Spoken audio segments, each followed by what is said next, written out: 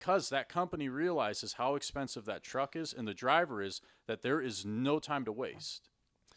It would be, and we're framing this all from a business perspective, like a company perspective, which is fine. And we're kind of talking to other industry people at this point.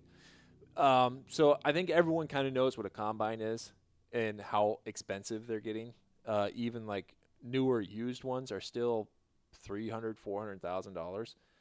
I had a neighbor that was so obsessed with his combine not stopping, he built a grain cart to get towed behind the combine, because when he would cut that first perimeter around the outside rows, his tractor grain cart couldn't get behind him to offload the hopper of the combine.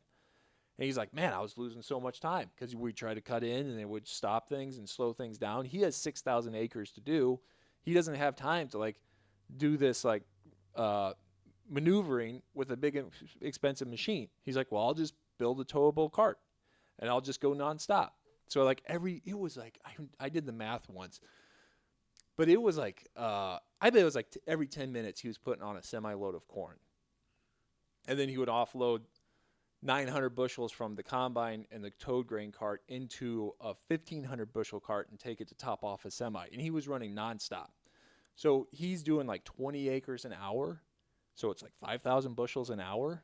And for him to stop that vehicle, it's like his bill just got super high. But if that combine doesn't stop, then he reduces the combines he needs.